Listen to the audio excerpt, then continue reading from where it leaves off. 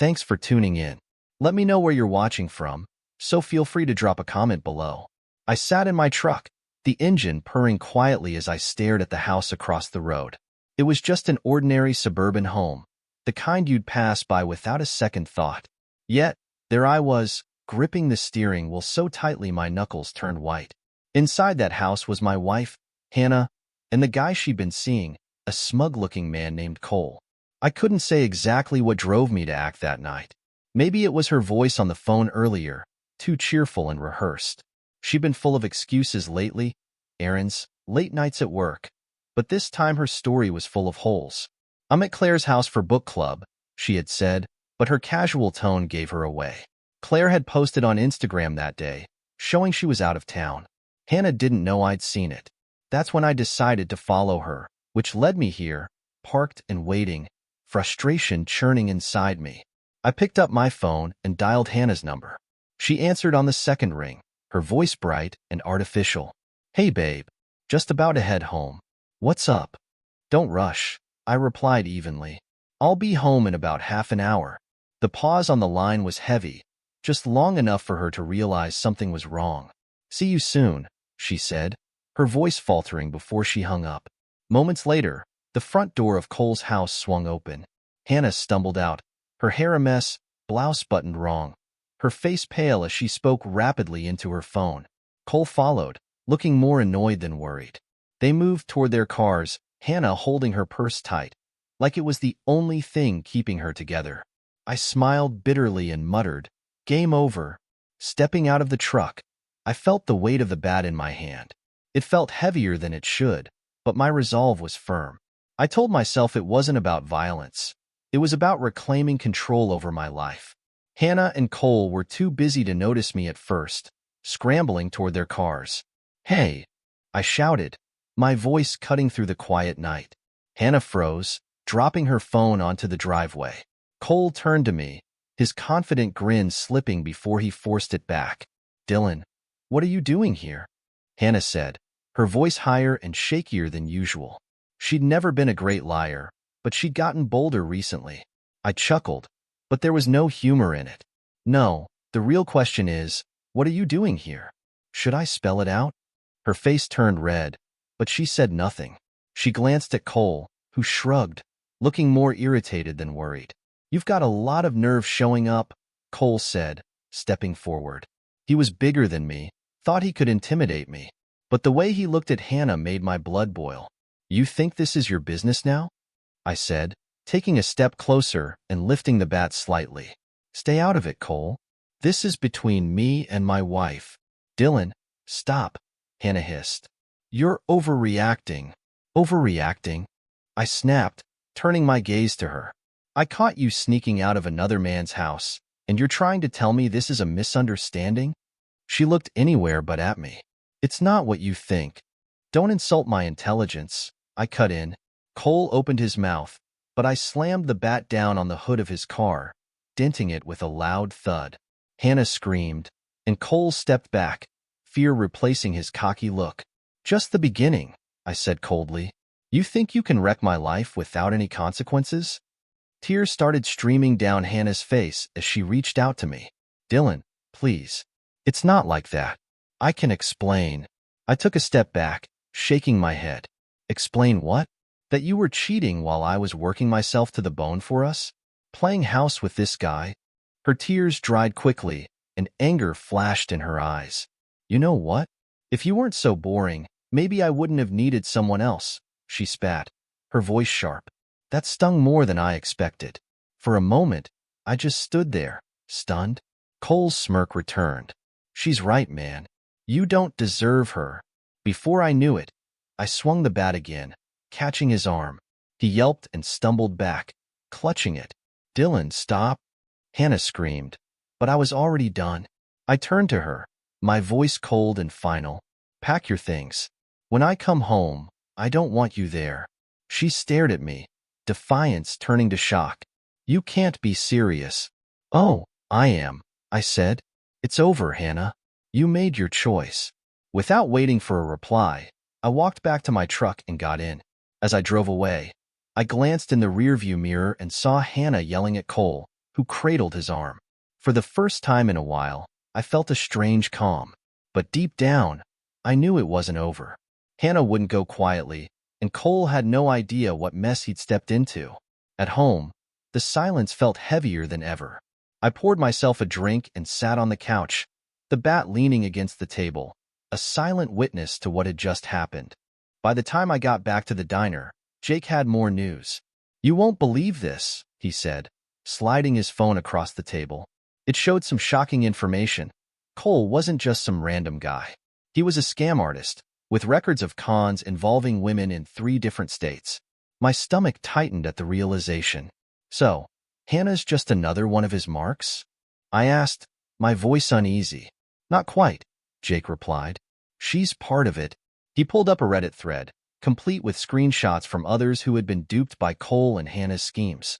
There were fake relationships, sympathy-seeking stunts, and even phony charity drives. My anger rose as I went through the evidence. Hannah hadn't just been cheating. She'd been using our marriage as a cover for her scams. Jake watched me with a grim expression. "You wanted proof. Here it is." Now I knew I wasn't just dealing with an unfaithful wife. I was dealing with a schemer. Hannah had thought she could ruin my reputation and get away without a scratch. But now, I had what I needed to fight back. That night, I dug through every document, text, and email I had, building a mountain of evidence that could not only clear my name but also bring Hannah and Cole to justice. Confronting Hannah in private wasn't enough. I had to shift the narrative. The next day, I posted my story online, including screenshots of financial inconsistencies, Hannah's fraudulent activities, and links to the Reddit thread exposing Cole's cons. I didn't insult her. I let the facts do the talking. Within hours, the post caught fire. The comments were filled with people expressing shock, support, and outrage at her and Cole. Hannah's smear campaign unraveled before her eyes. Friends who had turned against me started calling to apologize. People began digging deeper and uncovered even more lies and schemes. Cole's name became synonymous with fraud, and Hannah's reputation fell apart right along with his.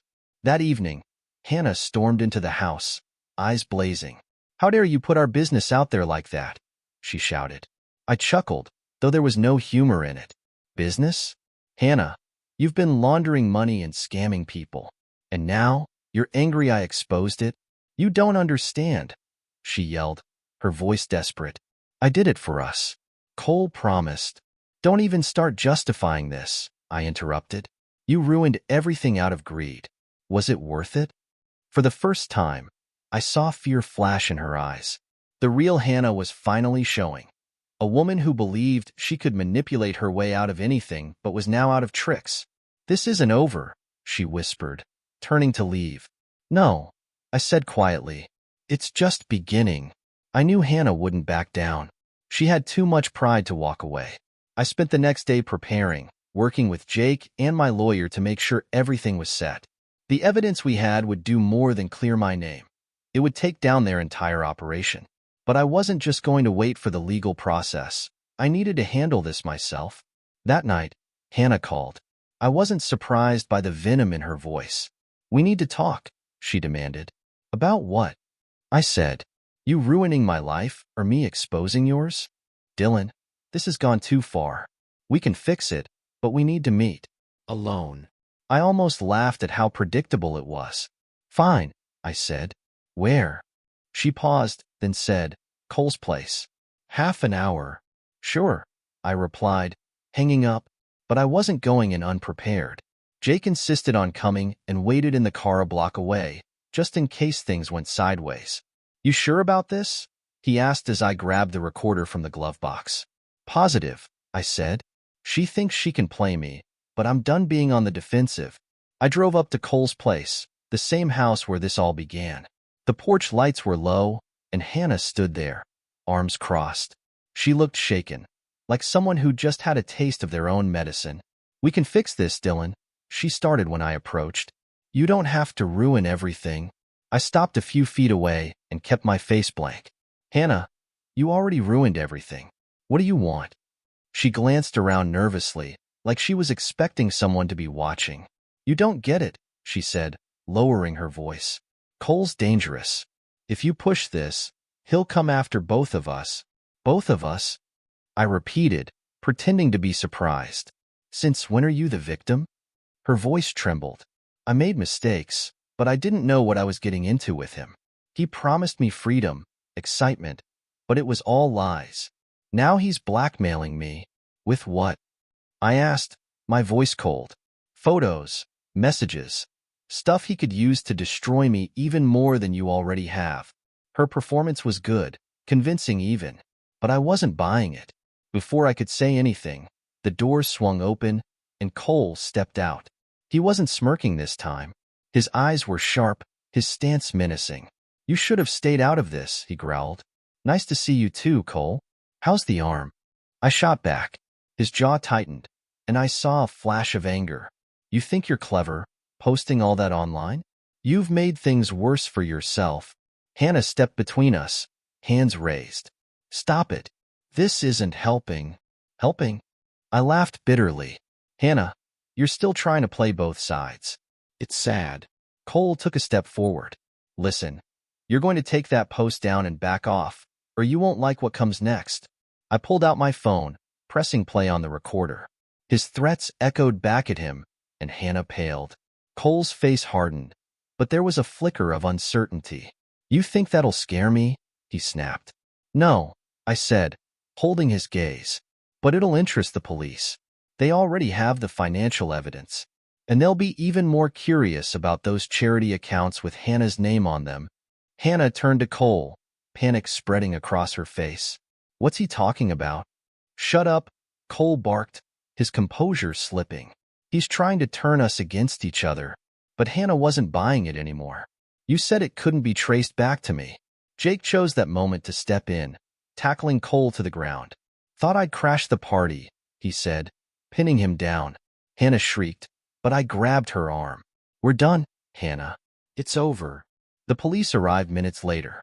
Cole was arrested on the spot, and Hannah was told she'd be under investigation. As I watched them get taken away, Jake patted my shoulder. Hell of a way to end a marriage. I nodded, feeling an odd sense of relief. Yeah, but it's finally over. Or so I thought. Her anger turned into defiance. You think you're so righteous, don't you? She sneered, stepping closer. Like you're better than me?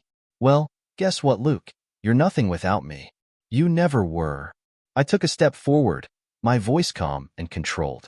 I may be nothing to you, Amber, but at least I'm not a criminal. At least I don't tear apart the people I claim to love. For the first time, she was quiet.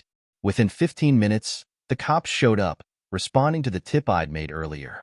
Amber screamed and begged as they led her away, but it was over. As they dragged her out, she turned and shot me a look of pure fury. This isn't over, Luke, she yelled. You'll regret this. I watched them take her, a strange mix of relief and sadness settling in my chest. She was right about one thing. It wasn't over. There were still legal battles ahead, and I had a lot to pick up from the wreckage of my life. But for the first time in months, I felt free. Later that night, I sat in silence at home, the weight of the past few weeks finally lifting. I didn't know what the future held, but I knew one thing for sure. I'd survived. And for now, that was enough. For the first time in weeks, I woke up to peace. No texts, no calls, no chaos. Amber and Chad were out of my life, or so I thought. I spent the morning tying up loose ends. I made sure all the evidence I had was handed over to my lawyer and the authorities. It seemed like the storm had passed. Then, by mid-afternoon, Jake called. How's freedom treating you? He asked. Quiet, I replied. Too quiet, maybe. But I'll take it. Jake chuckled. Enjoy it while it lasts, man. You've earned a little peace after all that. But peace has a way of being fleeting. My phone buzzed just as I hung up. It was a blocked number. Against my better judgment, I answered. You think this is over? Amber's voice hissed through the line. My stomach dropped. Amber, you're not supposed to be contacting me. Oh, don't worry, Luke, she said with a bitter laugh. This isn't about making up.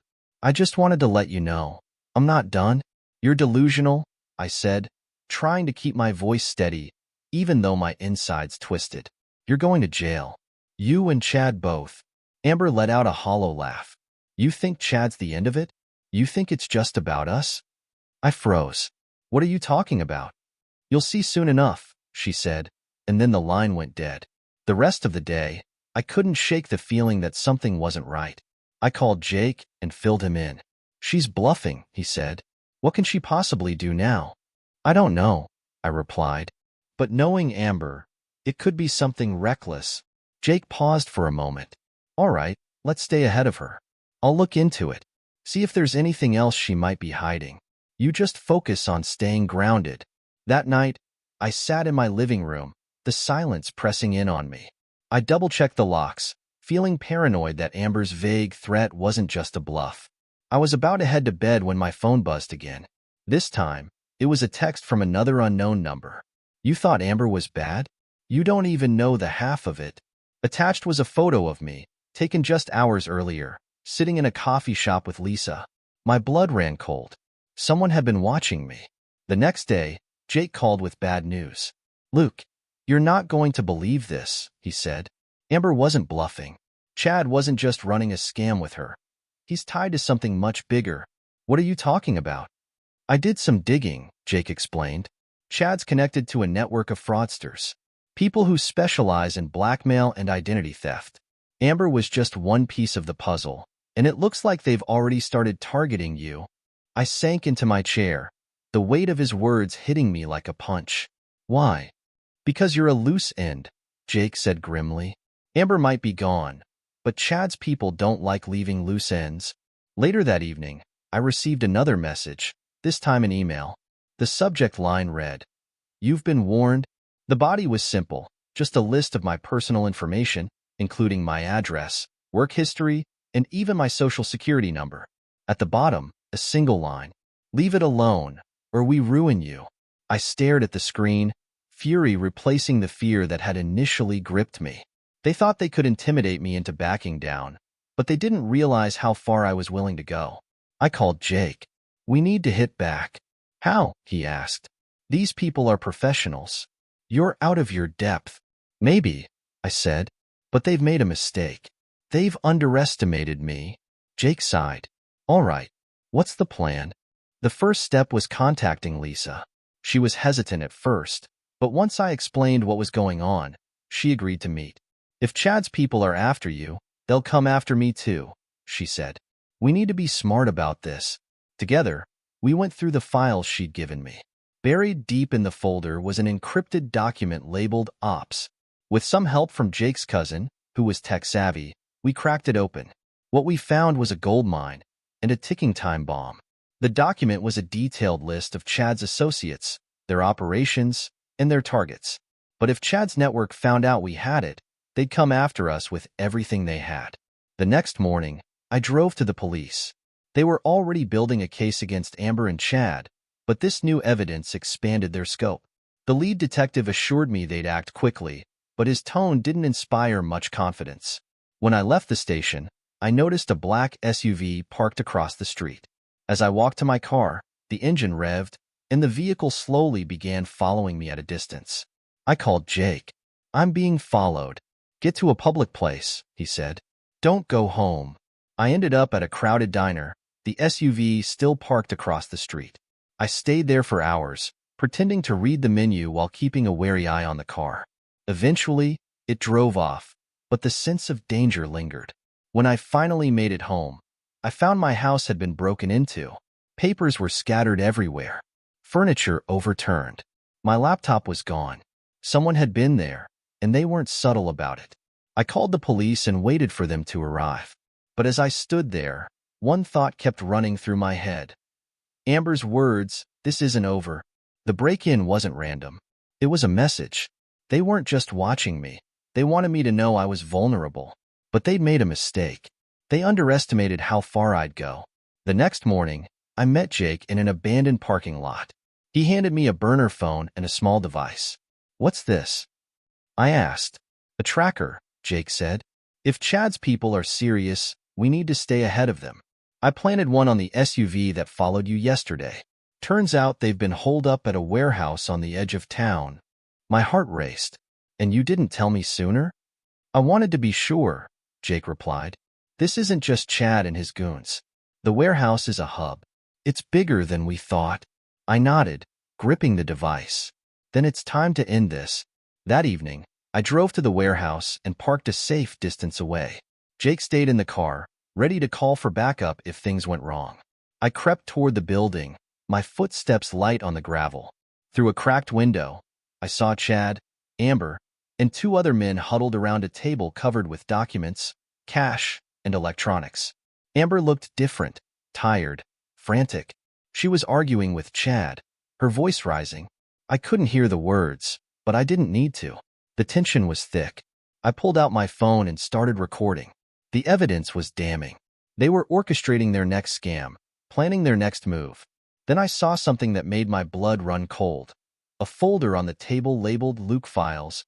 They weren't just targeting me. They were dissecting my life, looking for ways to destroy me. I clenched my fists. This wasn't just about revenge anymore. This was personal.